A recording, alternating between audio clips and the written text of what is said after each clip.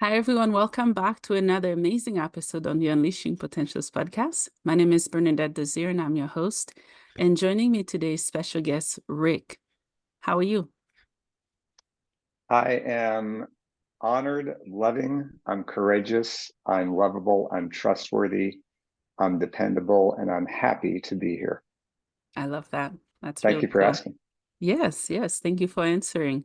Rick, can you tell us where you're tuning in from? Dallas, Texas, United States of America.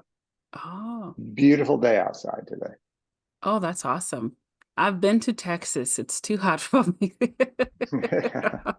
It can be hot for Y- sure, for Yeah. sure. Yeah. So, Rick, You're in yeah, for us to you're start, in can you Canada. tell? Sorry, go ahead. You're in Canada. I am. Yeah. Nice to be there in the summertime. Yes, it is. Not in the winter though, but No, we no, survive. no. Yeah. Yeah, it's all Yeah. good. Yeah. Rick, can you start by telling us who you are and what you do? I am a financial advisor. Hmm. I have been in the business for over 30 years. I have my own company. Started in 2001, as a matter of fact. Hmm. And many people, yeah, in essence, I help people make smart decisions with their money to make sure that their money that they work so hard for to earn Hmm. and accumulate is in the right places, working for them, headed into the direction of their future, not somebody else's. Hmm. So, in short, I work side by side with individuals and families that I serve, and I'm very, very proud and it's very fulfilling and joyful of what I do. I do recognize how blessed I am in my profession and in my occupation, and it gives me great joy to make such a difference and impact on people's lives. Hmm. So, in essence, my daily life is deals with money and with people's money. And like I said, it's important for me to make sure that people are making very wise decisions Hmm. with the money that they have. Yeah. Some people ask me, well, when did I start this business? How did I get into this? And the shortest answer that I have is I was 8 years old in my home in Oklahoma City on a Saturday morning. It's a beautiful day as it is out today in Dallas, Texas. And I was having breakfast at the kitchen table, and my mother approaches me. She places her hand on my left shoulder and she says, Rick, today's going to be a very special day for you. And I said, why, Mom? She Hmm. said, because, honey, we are going to go to a place today called a savings and loan. And we are going to open up a savings account for you. Hmm. And I thought, that's interesting. But Mom, what does that really mean? She said, see, if you let them keep your money, they will pay you money for keeping your money. Hmm. Now, that didn't exactly resonate with me yet. However, what was good for my mom was good enough for me. So I dropped my spoon in my frosted flakes. We went to the car, we drove to the savings and loan, and I emptied my pockets full of weeks worth of allowance, $10 worth of change, just Hmm. spinning on the counter. And my mother matched that with another $10. And my first savings account was born on that day of $20. Now, fast forward about 90 days later, that $20, Bernadette, grew to $20.15. Yeah. That was a wow moment for me. Really? All I have to do is leave my money there and it will grow without me even doing anything? Yes. Wow, how can I do more of this? I still remember this as if this was last weekend. Hmm. And since then, I know I generated this pattern of behavior. I felt invigorated, and I noticed I did things like save all the time for a rainy day. I invested in my first investment at age 18. I bought my first house at age 22. My first corporate job out of college. I completely maxed out on my paycheck with my company's retirement plan without thinking another second thought. And after I was done with corporate America and I wanted to become an entrepreneur back in 1990, what can I do? And it occurred to me, looking back, this pattern of behavior, I was able to build a pretty nice empire for a young adult at age 24. And I Mhm. thought, this is so natural for me. Maybe this is something that I can do as a profession, because to me, these habits were not secrets. This was just obvious behavior. Shouldn't everyone be doing these things? And as Mm, it turns out, not everyone does that, right? mm, So 2 + 2 = 4. And it occurred to me, let me do something in this capacity. I can share with people how to do it, or even how not to do it, so that they too can build financial security to provide for a great life, to provide for themselves and to provide for their families, mhm. and make wonderful, happy things happen in their life. And that's how it all started. So that was my short version of No. what I do and when I started and why I do it. Yeah, thank you so much. I love your answer to that. Yeah. It sounded like you had the education from your parents, your mom, very young. Yeah. Yeah, Hmm. you answered my question I was gonna ask, because I think most of the time what we practice and how we excel it is based on how we saw it as a child, our upbringing. Hmm. When you Hmm. help your No doubt. clients, do you go that far? Do you go into their childhood and then how it was in their household? That is not a conversation that I regularly have with the client, although I recognize that because I'm aware Mm, that people's patterns of behavior are all thanks to their childhood upbringing. And if mhm, I'm speaking with someone who has an obvious pattern of doing something that's really great or something that's not so great for their pocketbook, for example, I am aware that all of our habits, whether they're great or not so great, they're all born out of something from our childhood memory or our childhood experiences and our childhood behaviors. mhm, So when I notice that with a client, I don't flip into therapist mode. Okay. However, I do recognize, and I do maybe ask a secondary end around question of, mhm, but what was this something that you experienced as a child, or kind of entertaining a conversation like that, so that hopefully they can also become self-aware themselves and recognize a pattern of behavior that was not so obvious to them, but now maybe it is because someone from the outside is looking in and bringing this to their attention. So mhm. I don't go into deep conversations like that, Yeah, but it does help me be a better advisor to my clients by being aware of other people's patterns of behavior and also values. yeah, absolutely. During the pandemic, I guess the pandemic is still happening silently. Mm-hmm. Um, what did you notice in the profession that you do? Did it get more busy or less busy for you? It, the pandemic did not did not rattle my business so terribly much, because I'm at my office now, and I office out of the home. And I've officed out of the home since day one. Mhm, So really the only unique change that the pandemic brought that I felt like was a very good and fortunate one mhm, was being able to converse and connect through technology via Zoom, via whatever platform that was, mhm, with people from afar, like you and I. You're in Canada, I'm in Dallas. The thought of us engaging like this, that we are 5 years ago, that would never have been even a second thought, let alone a first thought.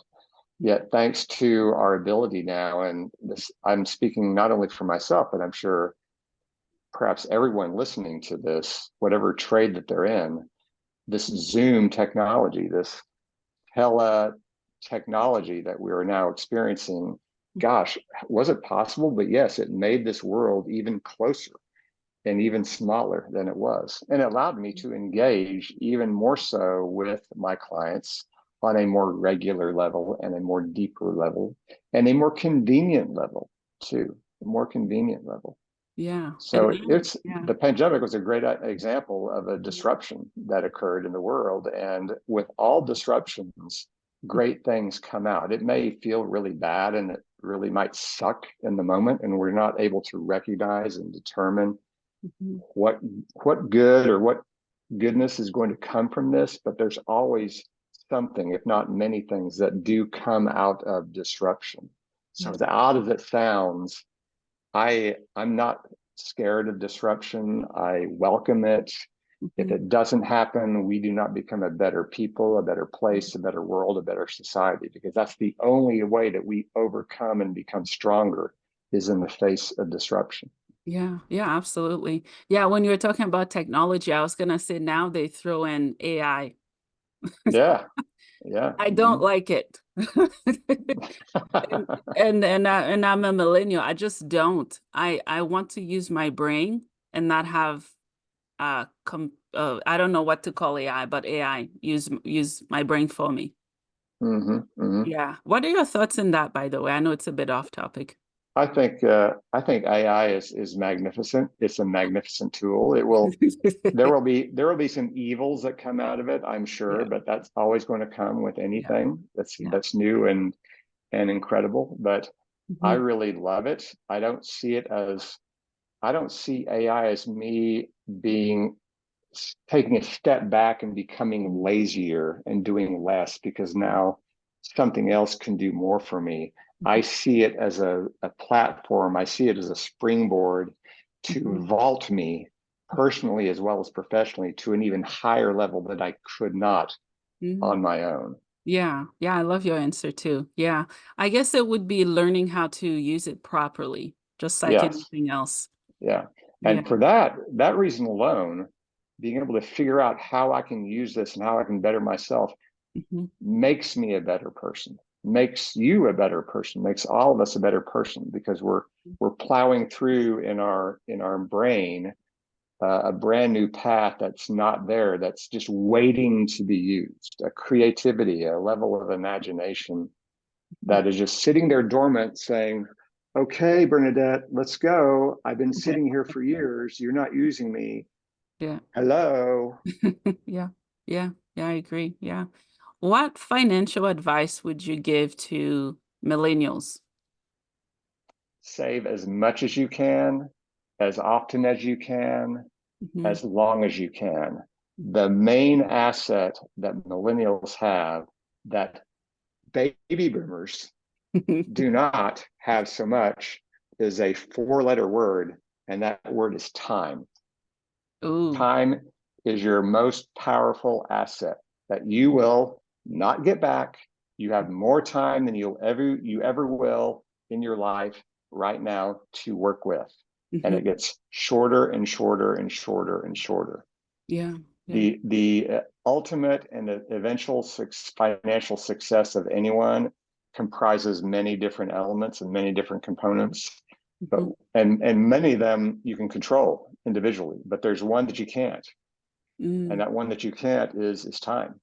Is Yeah. time. So I remember when I was that millennial age, and everyone is I was guilty of this. I was guilty of this. In you know, strong, impenetrable. I've got decades ahead of me. I don't need to worry about fill in the blank right now. Mhm. And that type of mindset is perhaps great at the moment, yet Mm. it also costs me from a standpoint of what I had today. I could have had even more. And I'm Mm. not necessarily talking about materialistic, but I'm talking about in terms of money and finances. I've got pretty good setup right now, but I could have that times 4, 5, 6, 7, 8, 9, or 10 Mhm. had I not taken more action at, say, your age. So Mm. time, use time. It is your biggest weapon in Yeah. your arsenal. Yeah. Yeah. And what advice would you give, let's say, my great grandfather, because that's a different times. It's a different time they're from. Everything is changing as the years go by. Well, well, I would say for him, for Mhm. any generation, focus on your behavior. when it comes to accumulating wealth, when it comes to investing, when it comes to, I want to, make it to the next level of money, whatever that might be for that person. The key to do that, Bernadette, oddly enough, this may sound strange, but it's true, has very, very little to do with actual investment selection and what it is that I use to level up. It is instead behavior. It is the actions that you take or that you don't take that will add up to the results in your life. So I would say to your great-great-grandfather, I would say to you, Bernadette, I would say to myself that where you are at today is because of decisions and actions that you took or didn't take 5 years ago. Yeah. And whatever actions you're taking today will also translate into what you'll look like 5 years from now. And to your great-grandfather, to anyone listening to this, if you're happy with your results today, then that is a sign that you need to be taking the exact same actions right now and not make any changes. Yeah. If on the other hand, you say to yourself, well, I'm okay, but I really feel like I could be doing better or achieving more or having better or whatever, then that's a sign that something needs to change. Yeah. Something needs to change. That a new version 2.0 of yourself and behaviors need to start now. Yeah. Because the seeds that you plant now, we can't depend on them germinating immediately tomorrow or the next week. Some takes a very long time. The really, really nice ones that we want to germinate take a lot of time. The largest potatoes take the longest to bake in the oven, right? So we want to be planting those great, magnificent seeds today in the ground so that 5 years from now, we'll look, as long as we are fertilizing those and massaging those and keeping the sunlight on them and keeping them live and vibrant, we will see magnificent results. That's what I would say to your great-great-granddad and anyone else. Thank you. Yeah, thank you. Let's talk about personal growth. What does it mean to you and how do you apply it in the work that you do? Personal growth to me is really the essence of anybody's being. I'll speak for myself, and maybe I'm speaking to the crowd, but when I focus on myself, when I think about my self-esteem, my self-respect, my self-estimate of me, which is where that word comes from, when I focus on, if I had to focus on one thing in life, it would be that thing.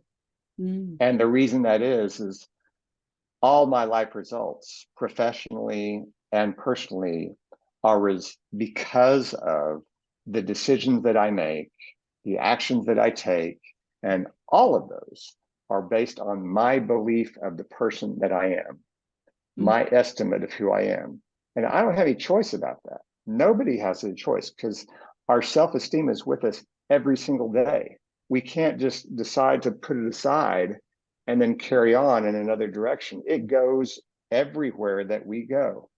We cannot disassociate ourselves with our self-esteem. And those people who believe that they are great people, that they are worthy, that they are kind, that they are responsible, that they are good enough, those people who feel that way and believe that, they make decisions that are consistent with that belief. And those people who don't feel that way about it, they feel really bad about themselves and they really feel despondent and just down, that's also going to reflect on the decisions that they make. And I've been that way. I mean, everyone has had their dark times and their great times. And when you're in the bad spaces, right? And I know that you're very keen yourself, Bernadette, and aware on mental health. And I totally respect and admire that for sure. And I feel like I'm speaking to the choir where when you're not in a very good mindset, some not so great decisions can happen. And when when we're able to instead see the light versus the clouds, and I know this sounds very easy and simple, and I know that it's not. However, when you speak of personal growth, I want to focus as much time and energy and effort investing in my money, in myself, because when that happens, when I'm able to put that oxygen mask on me first, I can then help my family, my passengers next to me. And that translates into business. That translates into how my clients feel about their advisor. You know, my clients feel really, really proud that they're working with me. And that helps. That helps the business. That helps my business last, not just last, but thrive and grow to next levels and next levels and next levels, because the spirit and the shine and the energy is radiating. It's radiating. Had I not felt good about myself, Bernadette, I wouldn't have offered up myself to show up on your podcast. I would have felt that I'm not good enough. What good do I have to share with the world? And believe me, I felt that way. If you would have approached me 3 or 4 or 5 years ago, I would laugh in your face. What are you talking about? Well, what I have to say? I've got nothing to say. What value do I have to the world? And the answer is a whole lot. And I recognize that. And everyone has got something of value to share with the world. So when it comes to personal development and personal growth, if you focus on working on yourself, and that doesn't mean taking a nap and, you know, having a piece of pizza, it many times means work. Yeah. Like going to the gym, working on yourself so that you become stronger and recognize the amazing, incredible values and skills and qualities that you have had ever since a baby girl, a baby boy. We've all born with magnificent qualities, and they're just sitting there. They're just sitting there waiting to come out, waiting to come out. That's my long-winded answer to your It's all great, right. magnificent question. Yeah, dormanted dreams. That's what I call them. Yeah, Just dormant. waiting there. I heard someone say, I'll never forget this visual, that where he posed the question, where is the most valuable place on the planet Earth? And some people in the audience said, maybe it's in, I don't know, the Middle East where all the oil is, or maybe it's in South Africa and the diamond mines, or some such responses like that. And he said, no, the answer is not that. The most valuable place on the planet Earth are in every single graveyard that is found in the world. And they said, why? Because it's there that are all of these unrealized, undeveloped, never executed dreams and plans. There was the book that was never written. There was the movie that was never made. There was the marathon that was never ran. There was never the business that was never opened. That is the most valuable place on the planet Earth. And when I heard that, that just stuck me right in between the eye. Yeah. Well, I'm hearing that for the second time today, so I'm just getting concussion. Maybe it's a message from There the you go. universe. It Yeah, is. I just had an You're right. interview and she mentioned the same thing, Really? Oh my exact same gosh. thing. Wow. And then Wow. you mentioned it as well. Well, heard, message heard and received. That. Yeah, That. yeah. Yeah, let's talk about self-esteem. You touched on it a little bit. When I think of self-esteem, I don't know what I think because there's so much that I can apply to it. I just Yeah. don't. Right? Could be self-esteem of not being good at school, not getting a grade, not getting the job, relationship. Like, how do you combine self-esteem in general and give people hope? Well, someone people ask me from time to time, Rick, do people really change? Mm, And I say, I don't know if people actually change hard for me to tell that. However, what I do know Mhm. is that people's life results change, Mm. and they change because of the actions that they take. Mhm. And then I go to this concept that I learned from somebody else, Mhm. that is, imagine that there was a device called a self-esteem-o-meter, okay, that had like a thermometer. Yeah. It could measure the level of a person's self-esteem. Now, wouldn't you say, Bernadette, that a person living on a scale of, say, 0 to 100 on Mm. the self-esteem-o-meter, a person living a life that's got a reading of, say, a 32 is not living as great of a life as someone with a reading of, say, 87. Mm. Yeah. And when I heard that, I said, yeah, yeah. And wouldn't it be nice? And just pause. I'm just saying generically, not necessarily directly at you, Bernadette, but anyone listening, just pause and just guess. Right now, if you had a self-esteem-o-meter that you could say, I don't know, put under your tongue, wait a few minutes, pull it out, what would it read? What would you say that reading would be? And Mhm. if it's a reading that you would like to see improved upon, Mhm. then how do you go about doing that? How do Mm. you go about doing that? Well, to me, it comes down to the boring stuff. It does not come down to the incredible, possible, very, very rare chance that this will happen life moment, like Mm. a an inheritance from a long lost uncle, or the lottery ticket that wins, or some kind of sudden moment that comes like out of the blue. Does that happen? Yeah, that happens for some people, but is that going to happen to you and me? No, it's not going to happen. So instead of waiting on that scale, waiting for these exterior events that are never going to happen to make a difference in my life, how about instead I focus on what I can control? And that's everything else in between.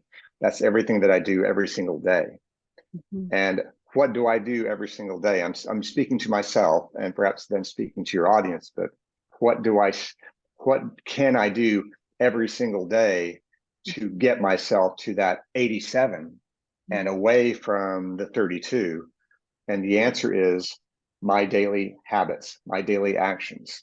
Mm. And if I were to say, suggest an exercise, if I took out a pad of paper and a pen, and I just took the moment to list everything that I do in a day, Mm. let me put on one column the good things and the other column the bad things. And it's like a score.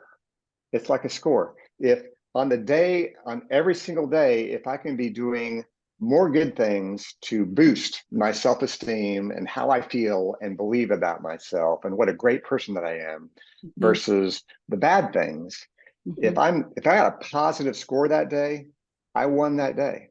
And maybe I can do it the next day. And then I can win the week. Mm. And then I can win the month.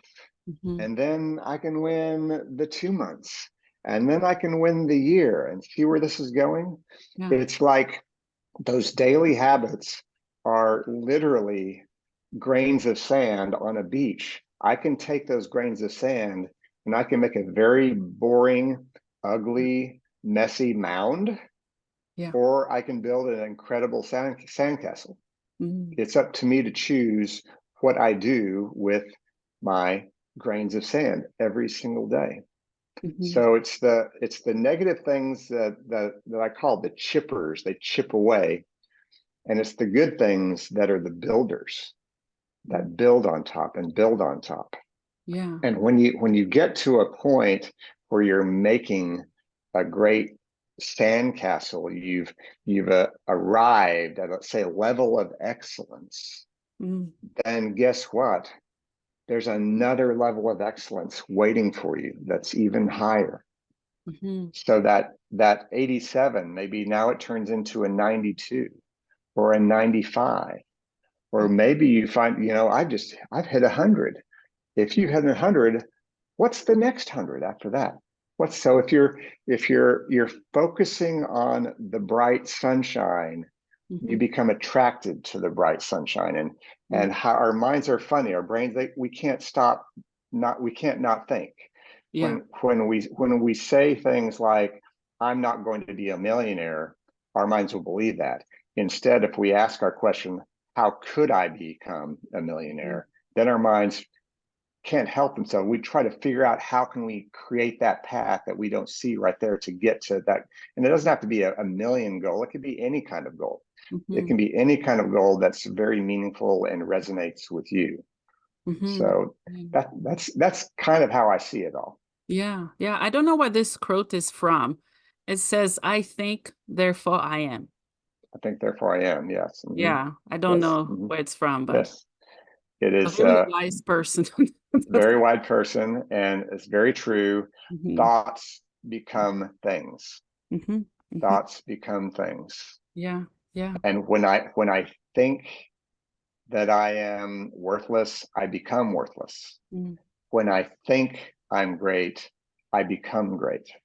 Mhm. And it has to begin with that thought. The actions don't happen. The habits don't get done. Yeah. The bad habits don't get avoided Mhm. if our thoughts are not in the right direction. That's the very key and very, very, very important. Yeah, yeah. In my case with mental health, and many other people who struggles, I would say my thoughts are fragmented and I am in constant chase of putting back the pieces together to make a beautiful piece of art. And I do my best to take control. My mind is quite the beast, but I do my best to let my mind know that I I'm in control. I'm in the driver's seat, right? It's like parenting. We got to let kids know, no, yes, I'm in control. What are your thoughts on people who struggle with whatever struggle with? What are my thoughts about what? Yeah, what are your thoughts on what I just explained? I'm trying to put words together. Well, I guess my response is that going back to when we were babies, when we were born, Mhm. when just bring to mind a baby boy, a baby girl, right? Yeah, I believe you're a parent. I'm a parent. Mhm. We know people who have children, right? Mhm. What are some of the qualities of a young baby boy of a young age, or a young baby girl? What are some of the qualities that come to mind? Mhm. Happy, eager, Mhm. courageous. When a young boy is in the toy store and they see a new doll or a new truck or something, Mhm. what when would they like to have that truck in their hand? Next week? Next month? No, they want it now. They are urgent. They are impatient, perhaps. Mhm. They're happy. Do you find in the shopping mall, do you find older adults jumping around and dancing around the fountain, or do we see the young baby boys and baby girls doing that Mhm. and wanting to wade their feet in the fountain water? We see the young children who are vibrant and who are exploratory and who are creative, right?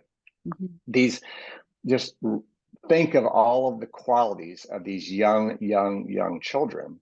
Mhm. Now, are these qualities that are found only in young children in Canada or the United States, or is it all children? Mhm. All is all, right? There's not a set of babies that are born where the universe or God is saying, no, no, you're not going to be eager, you're not going to be happy, you're not going to be joyful. But no, Mhm. yeah, you are. There's not a pick and choose. Yeah. All is all, correct? Mm. Yeah. So what we need to remember about ourselves Mhm. is all of those magnificent qualities we all have. I'm speaking from my own experience to a person who has not believed in themselves in the same level as I believe myself today. Mm-hmm. But I recognize now more so than ever that I have got all of these amazing qualities in myself, and I've had them ever since day one. Mm-hmm. And it was life experiences Mm-hmm. that batted many of them down, Mm-hmm. right? In fact, young children are very, very honest, aren't they? But who Yeah. who is it that teaches us to be dishonest? It's our parents sometimes, right? Yes. And it's not that they're Mm-hmm. necessarily mean to. It's just very, very, Mm-hmm. very soft. However, we pick up on that as children, and sometimes it's very much in our face, and sometimes it's not. But Mm-hmm. when our life experiences happen as we grow, this is how life is. None of us can avoid this. We cannot avoid adversity class in the school of life, right? So when that happens, that dampens these amazing, magnificent qualities, and then sometimes it just puts them in, not only just in the back corner, but in a basement somewhere in our life. Mm-hmm. And it's those kinds of qualities that we need, Mm-hmm. not just like in regular times, but in really hard times too. Yeah. That's where a lot of strength is buried. Yeah. Absolutely. And Yeah. if people can just remember, if that is meaningful to you, just remember you were born with everything that you ever needed to create and have a magnificent life. I know that as a fact. Mm-hmm. Yeah. Yeah. How can we work with the ego when it comes to self-esteem? How can we work with The ego, the human ego? ego, Yeah, the because human some people ego?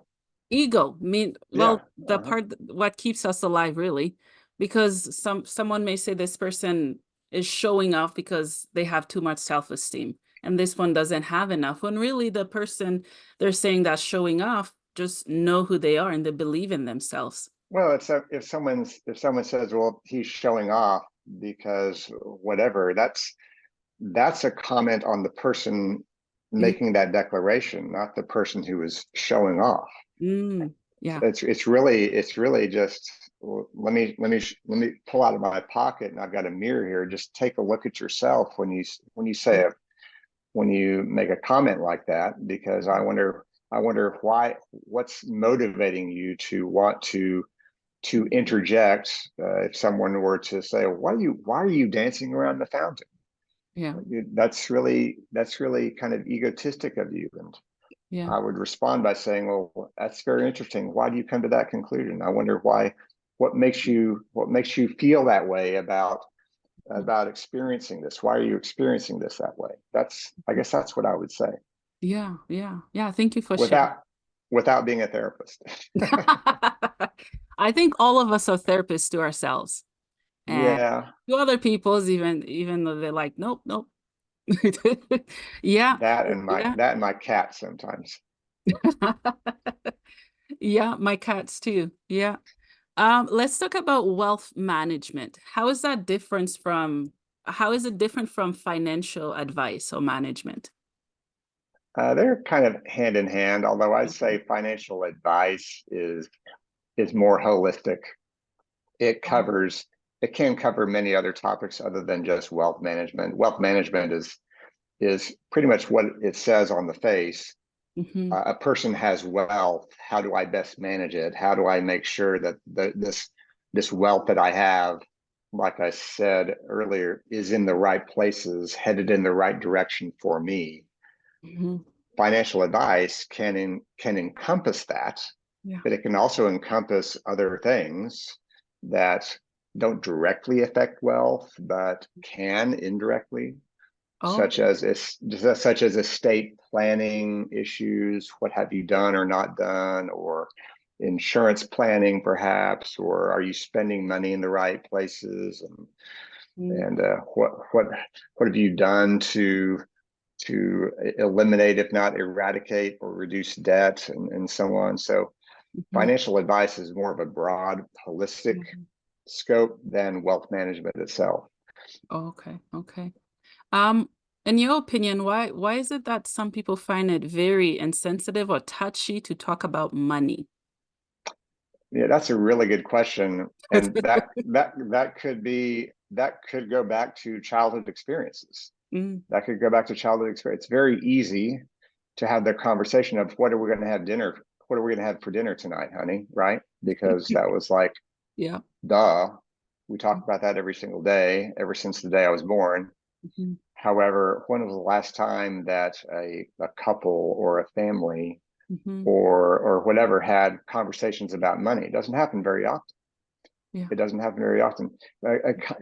It's it's a subject of life that is so can be very fragile. It can be very sensitive, and Mhm, it can really bring up a lot of very powerful childhood memories yeah. and childhood experiences.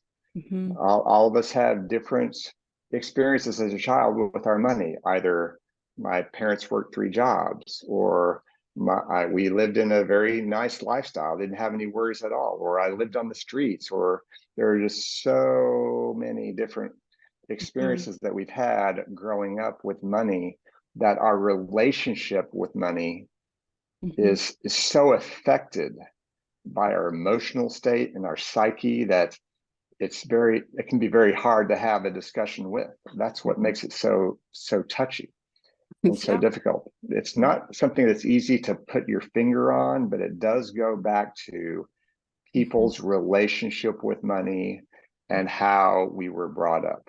Yeah. Yeah. Because relationships have been broken, families, the list is end, Yes, yes. right? Only if we can talk like I'm talking to you about those Hmm. sensitive topics and Hmm. normalize them. And normalize them. Normalize them. Mhm, I'd take it a step further too, Bernadette, and that is to humanize money, mm, yeah. meaning treat it like it's treat it like it's a family member. Mm, Give mhm, it love, give it attention. What happens if you have a garden in your backyard and you give it fertilizer and you give it sunshine and you water it well? When you when you fertilize the garden, what grows? Flowers. yeah. When you don't fertilize the garden, when you don't pay any attention to the garden, Mhm, what grows then? yeah. And the answer is not nothing. The answer is weeds. Mhm, So take the same position with your money. mhm, It needs love. It needs affection. It needs caring for. It needs a big hug. It wants to feel like it's heard. It wants to feel like it's part of the crowd. It does not want to be ignored. It does not want to feel lonely. mm, And when you treat your money in that manner, watch what happens. yeah. Watch what happens. Just like you paying attention to your garden in your backyard, magnificent things can grow. Mhm, The same can be said with your pocketbook when you pay the same level of attention to it as you do other areas of your life that you love and adore. mhm. Oh, wow. I love that. For some reason, that touched a part of me, part of my soul. I don't know, it makes sense.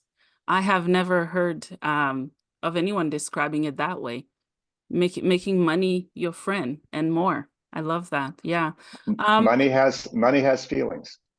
it does. Mhm. Yeah. Rick, is there anything else that we haven't talked about that you would like to share with me or my audience? Other than share this episode with your friends. Yeah. If you got something out of it, then press rewind to the beginning and press play and soak it in once again, because odds are there's another nugget that maybe went in one ear and out the other that's waiting for you to keep it inside you. So don't miss out on the gold that may be found in this episode for you. Yeah. Okay. Two questions for you as we wrap up. The first one is, what is the meaning of life for you? Meaning of life is the pursuit of happiness and being a better person today than I was yesterday. I love that. Last question. Where can my listeners find you and work with you and learn more from you? They can go to my website, which is salmeronfinancial.com. Mhm, Find me on Instagram. Just look for my name, Rick Salmeron. I'm also found on LinkedIn mhm. as well as Facebook. So connect with me on social media. Awesome. Well, Rick, thank you so much for your time. Thank you for all you do. Most importantly, thank you for sharing your expertise and for being on the podcast. Thanks for having me, Bernadette. Been a You're pleasure. welcome.